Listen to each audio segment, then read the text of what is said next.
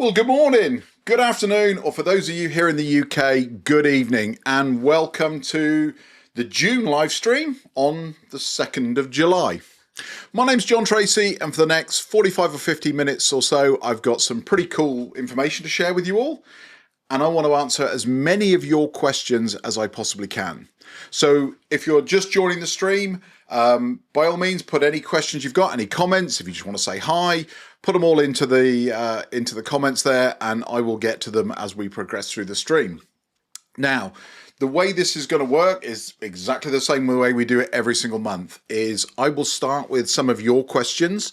I've had quite a few come in, but I've cherry picked out a couple that I think will be applicable to a much larger audience. And then what we'll do is we'll dive into numbers, data. Oh, we seem to have an internet.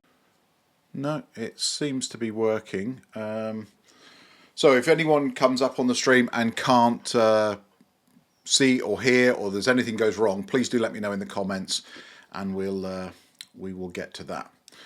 Anyway, as I said, what we're going to do is go through some of your questions.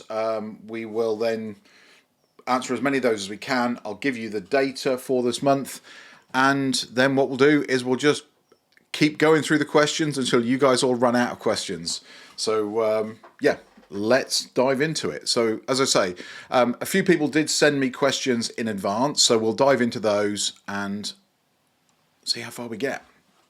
So yeah, for those of you that are just joining, I've had some problems during the day of my internet connection being a little bit flaky. I thought it was solved, but looking at it, it seems to be having issues. So I will keep pressing on, and hopefully it will sort itself out. But my internet seems to have come back, but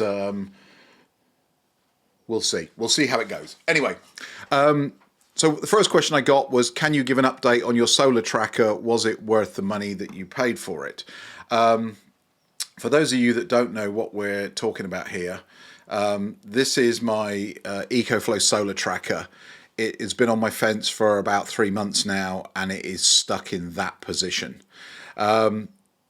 EcoFlow are on top of it. We are trying to figure out what is wrong. It will track up, so it will go up to almost 90 degrees to the ground. But then it goes back down to that position, but the software thinks it's gone all the way down. So they've actually sent me a new drive unit, which is the bit you can see there. So this is just a simple take it out, put a new one in, bolt it in.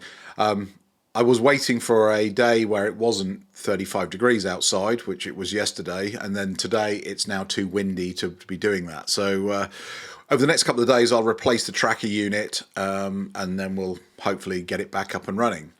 Has it been worth it? The jury is still out. So just to put it into perspective, the tracker and the whole mount unit, so the bit that goes on your fence or your balcony, plus the motorization, the sun track and everything, is about £300. And so far, I'm seeing an uptick in generation of about 10%. Now, that 10% could be just down to the fact that it is a better year than it was last year, what I'm comparing it against. So we'll see. We will see what comes of it. This is not the end of that story. You know, this is to be continued, as they say. So hopefully the stream has settled itself down. It looks like my connection is back. Let's see. So yeah, it does look like it's settling down a little bit.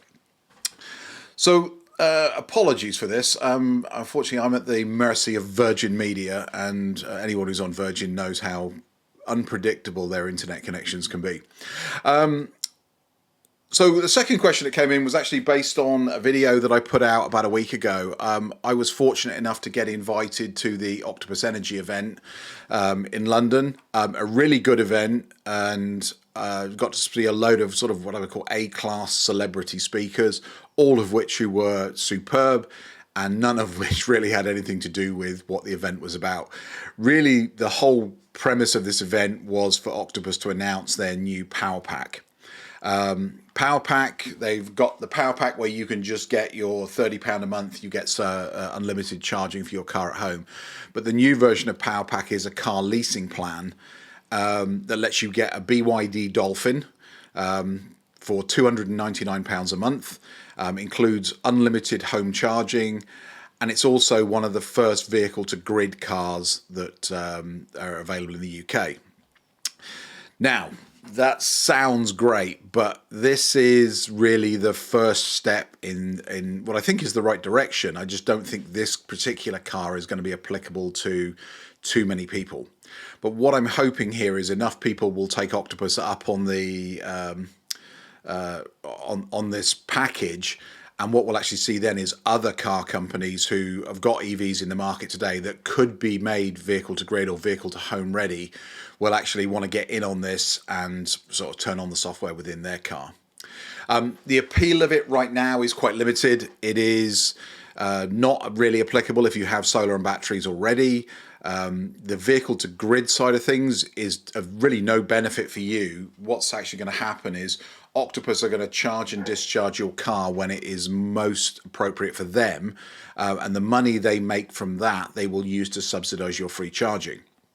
Now, they did say you need to plug in about 20 days a month. So if maybe if you're a shift worker, somebody who works in a hospital overnight, those kind of things where you probably can't take advantage of things like Intelligent Go, I think this might be appealing to you. And again, it's the car lease, the charging, the unlimited mileage, all for $299 a month.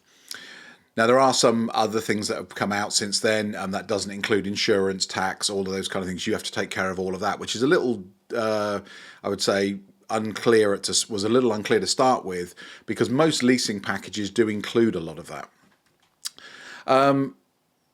I think we'll see more, whether that's more of the BYD range becoming available, because the Dolphin is what I would call a sort of small to medium-sized car. If you're looking for something a bit bigger, it's probably not appropriate for you. If you want something a bit more range, it's probably not appropriate for you. It seems to have a range of about 220, 230 miles. Yeah, it'll be interesting to see if this is successful, if BYD are actually going to make vehicle to grid available if you just bought the car. So right now you have to lease the car, you have to get the charger. It only works with the Wallbox Pro apparently right now, but I'm pretty sure that's just an introductory thing. They'll solve that pretty quickly.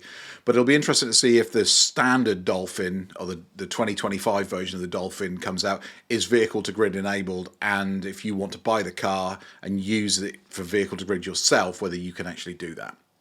But overall, I think it's a good first step. Somebody has to be first to market with this kind of offering.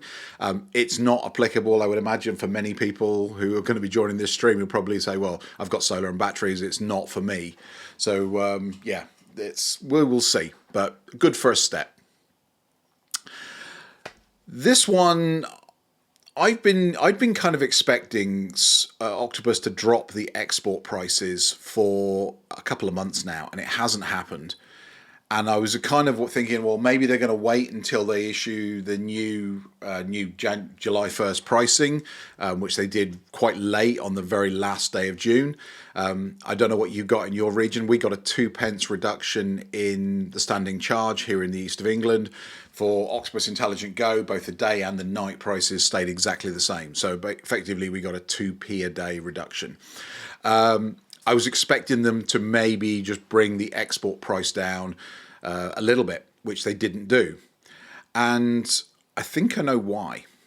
And we've had a phenomenal start to the summer. So, pretty much from March, April, May, and June, record months for solar production, certainly in my house. And I thought, well, if everybody's doing this, there's going to be an excess of energy in the grid, and Octopus aren't going to want to pay as much money for it. Therefore, they'll start disincentivizing people to export too much. They'll want you to use it up. But then we started getting, let me jump forward one, these kind of emails. I've had a couple of these in the last 2 or 3 days. You can see this was one from yesterday. They're actually asking people to save energy. So yesterday, the hottest day of the year, as you can imagine, air conditioning units were probably running quite a lot, and there wasn't enough energy in the grid to supply it all, or certainly not cheap enough energy for them to use. So they asked people to save energy between 6 and 7 p.m. Now I was still exporting somewhere in the region of about 4 kilowatt hours between 6 and 7 directly from my solar array, and then I turned the batteries on and ramped that all the way up to 10 kilowatts. So I don't think, even with all of us exporting as much as we possibly can in these beautiful days that we've been having, I still don't think it's enough. I think they will consume every single kilowatt hour that we can push out there, because it's lower cost for them than it is to buy that energy on the open market. So as people turn on air conditioning, run their fans, just try and cool their houses down, this glut of energy that is suddenly needed, they're not set up for it. So therefore, they need all of that solar export that we're pushing out. That's just my theory. This is my chart. I'll show you more of this later. But you can see there, as we get into March, look at the green bars. That's this year compared to last year. Now, I do have a little bit more generation capability than I did last year.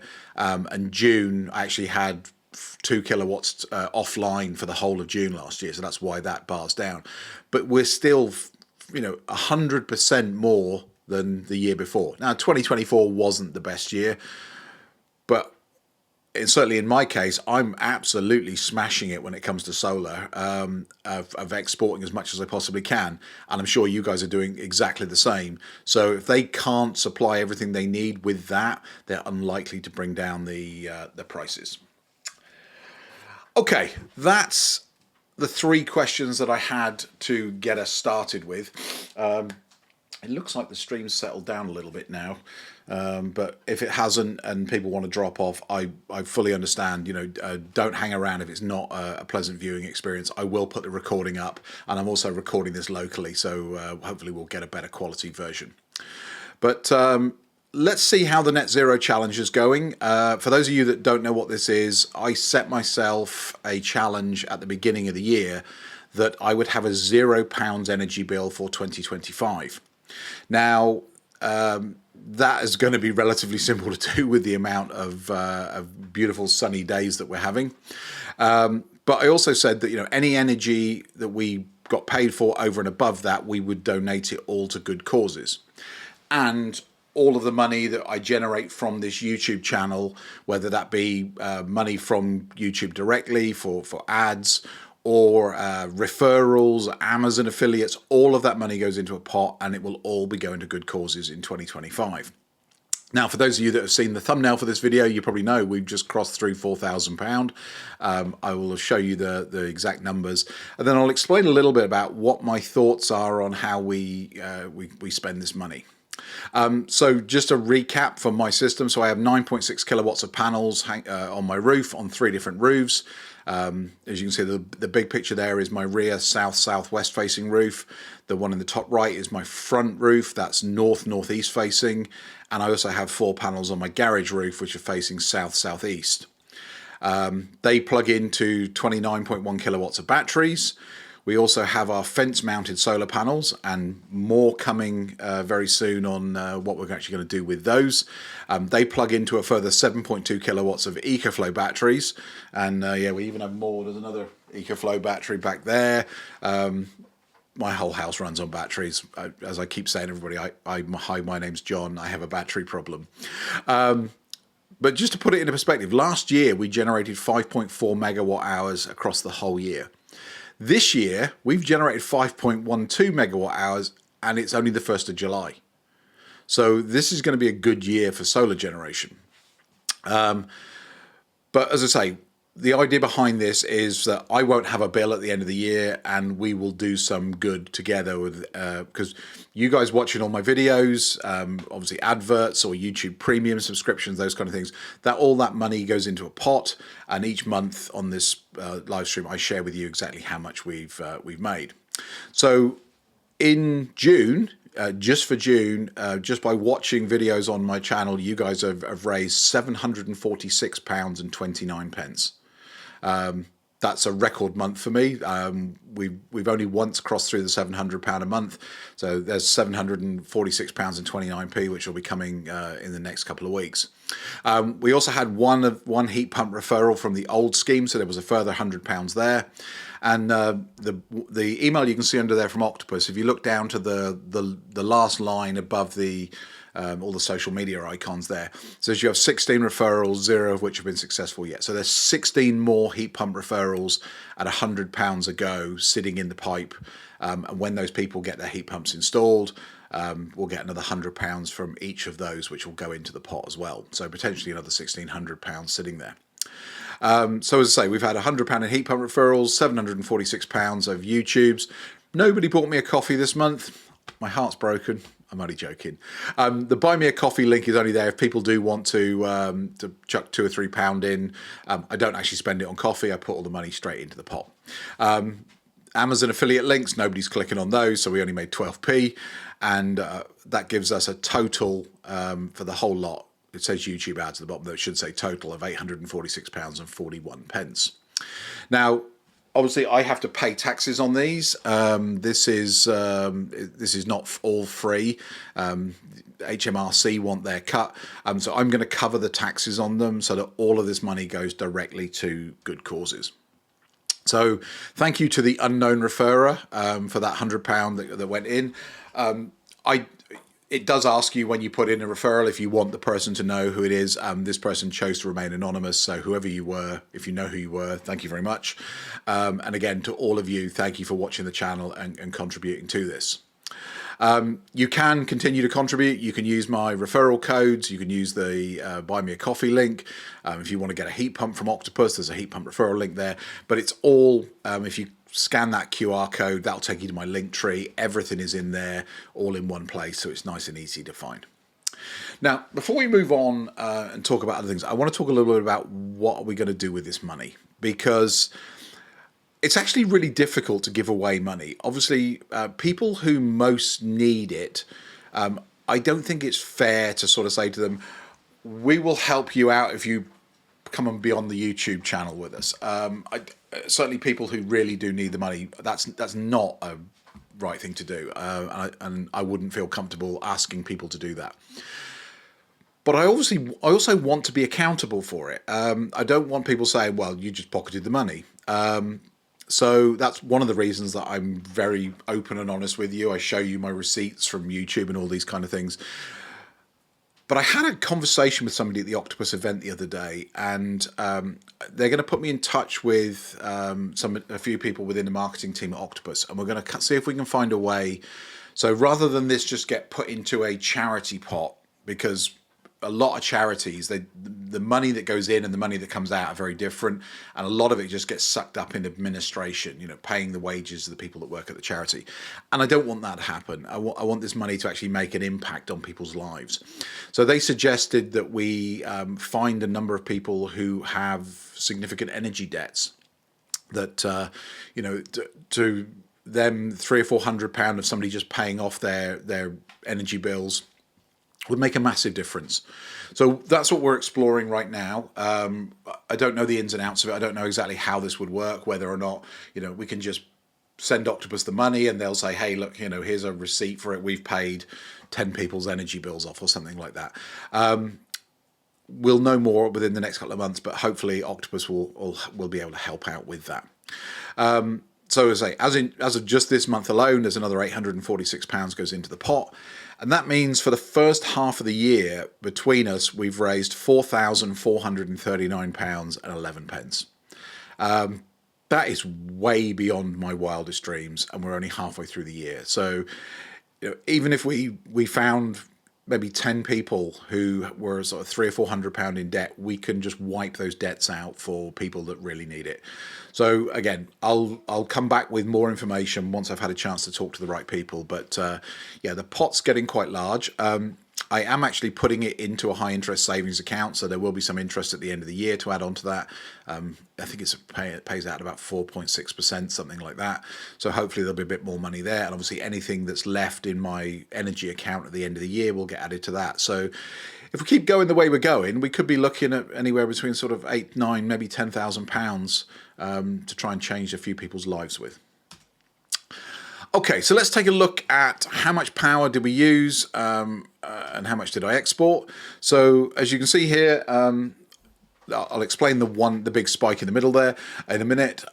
We imported 670 kilowatt hours of energy, and we for that we imported 670 kilowatts and we paid £63.22. Now that's 33% less energy in June than we used in May.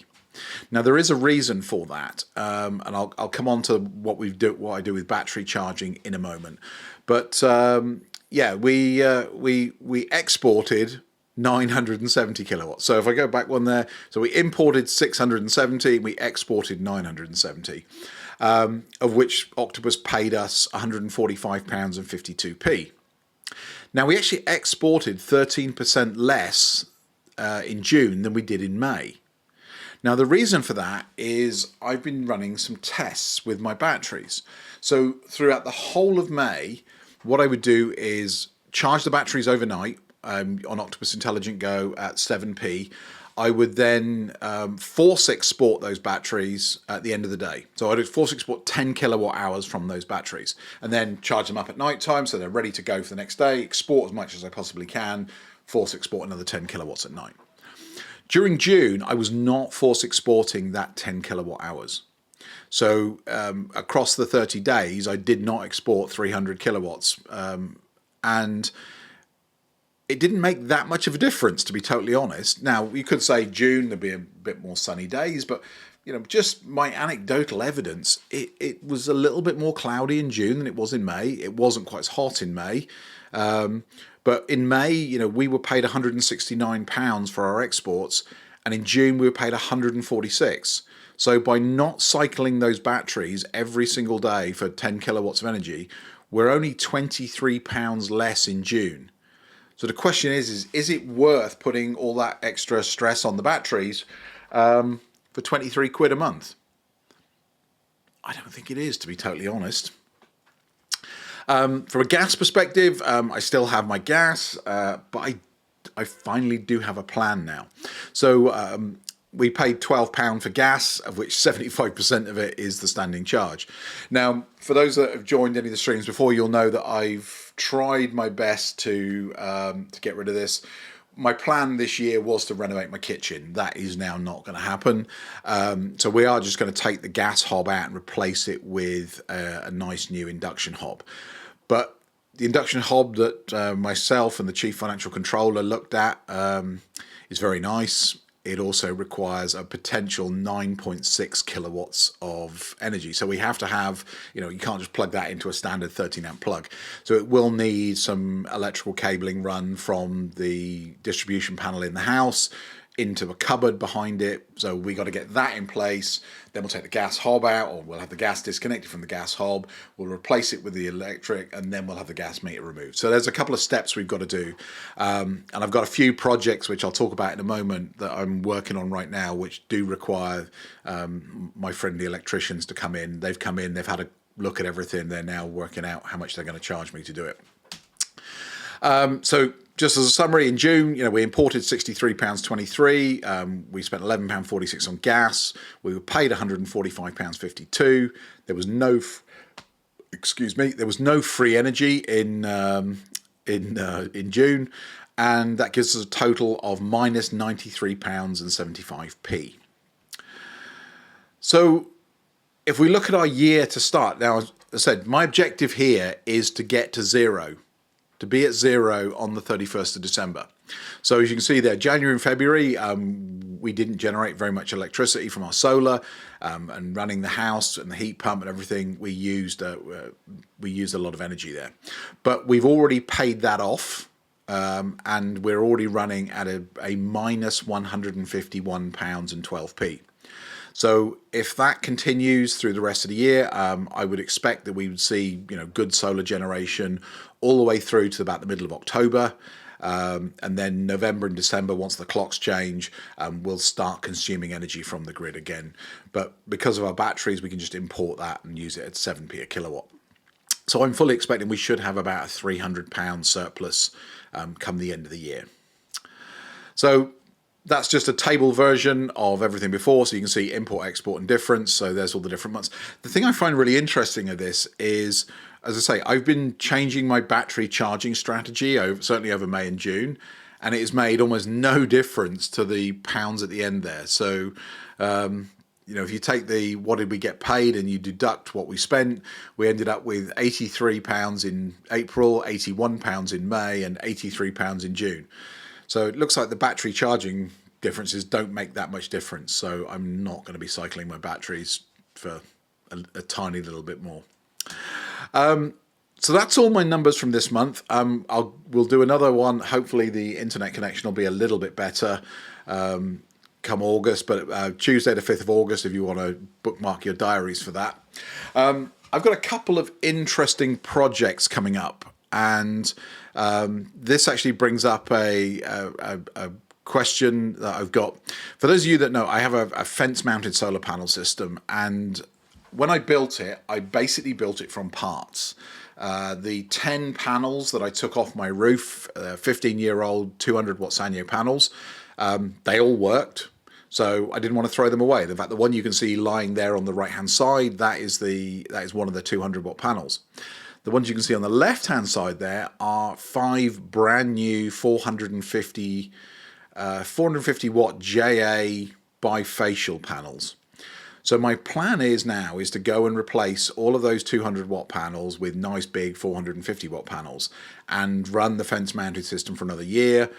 See not only obviously larger panels will generate more from it, but the impact of the bifacial panels. Now that they're going to be sitting about 5 degrees off the fence, so I don't think you'll get a lot behind them, but it'd be interesting to see how the bifacial panels work. Now I do have to do some mods to my system, so again, expect a couple of videos on that over the next couple of weeks. But that brings me to a question. If anybody would like 9 205 watt panels, or a smaller number than that. I did take down 10, but I did smash one of them when I was being a bit clumsy. So one of them doesn't work anymore, but I do have 9 panels that all have MC4 connectors on them that I will be looking for a new home. Now, if you want them, you're going to have to come get them, because I'm not posting them to you. But if somebody has a use for them, if you've got off-grid property, you've got a farm, you've got stables, these are the ideal kind of things that you could put down there. Let's be honest, they're not worth anything. So if somebody steals them, not too much of an issue. I wouldn't put them up on your roof or anything like that, but if you want to, they're yours. You can do what you want with them. So reach out to me if anyone has got a use for them. If you want all of them, you're welcome to it. If you want a subset of them, then you can have those as well. A couple of things from a sponsor point of view. So EcoFlow have reached out to me. They would like to get involved with the new fence-mounted solar panel system. So video coming from them. They're going to sponsor some new kit, some new shiny stuff that hasn't been released yet. So I can't talk too much about it right now, but should have some interesting stuff to share with you from them. I actually reached out to Reolink. Now, Reolink got nothing to do with solar. They're a camera manufacturer. And I reached out to them purely because my insurance company's getting a little bit worried about all these batteries and expensive bits of kit that I've got in my house. And they said, if you don't want your insurance costs to go up, you need to put some cameras in. So I reached out to Reolink. Reolink are going to supply us with some cameras to put up around. I know it's not sort of directly related to most of what we do on this channel, but I thought some people might find that interesting. So there'll be a video at some point in the next couple of months with Reolink. And I've also had a company called Lifetime reach out to me. Now they build and make RV batteries. So these are lithium ion batteries, or actually lipo batteries, I think they are, but they're just like big versions of car batteries. So if you're familiar with a car battery, it just has two terminals on the top. That's basically it. But these are designed obviously to work with solar panel systems. They do make solar charge controllers for them, and again, one of the things I've always been interested in is, can I use something like that, which are significantly cheaper than things like my EcoFlow that's in the back there? Can I use that to extend that? You know, without having to buy the expansion batteries for that, can I use something like this? So that's what I've kind of got in the back of my mind over the next few days. Okay, with that, I'm going to jump across to Q&A. Now I'm going to have to try and do something. Normally what I would do is bring your questions up on the screen, but when the stream froze earlier, it looks like that might have frozen as well. So let me just try this. If not, I'll pull them up if there's any questions in here. Let's have a look. Yeah, so for those that joined early, it looks like we had some problems early on. The stream was dropping in and out thanks to Virgin Media, but it does seem to have been up for a while. Frozen, not enough solar to power the router. Yeah. So, funny story. I have been accused over the years of basically planning things a little too over the top. I'm not going to go into the reasons why, but I like to think through all of the possible failure states when I'm building something. Hence the reason this house has a full off-grid island mode battery system when we get about one power cut of about 2 minutes per year. But I was working on some levels of redundancy. Now, for anyone that's got a Virgin Media box like mine, you'll know that if you lose power to it, even for a millisecond, the thing takes about 3 weeks to reboot. So I bought a separate UPS that sits in my media cupboard. It has my NAS, it has my Wi-Fi router, and it has my Virgin Media box on it. So even in the milliseconds that my backup interface takes to switch over, there's no interruption in power. The Virgin Media box will stay up and online. And we actually had our yearly power cut a couple of weeks ago. And guess what happened? The internet went down. And it was nothing to do with me, anything that I had done. I just hadn't thought through the whole problem. So my Virgin Media box was up and running, my Wi-Fi was up and running, everything was great in the house, but the exchange that's down the street obviously doesn't have a UPS in it, because wherever the Virgin Media box terminates into the network went offline, and did for the whole village. So yeah, you can only do so much, but it didn't work. Yeah, it looks like everyone's having real problems. The stream, I don't know whether it's in a loop or anything. I will, because there's no more comments coming through, I'm going to terminate the stream a little bit early today. I will try and reschedule this, and maybe we'll do it again in a couple of days where everyone can join. So I apologise, it is beyond my control, but hopefully you'll get to see the recording of this a little bit later. Well, with that, I just say thanks for joining, guys. For those of you that did, I do appreciate it, and I will see you next time.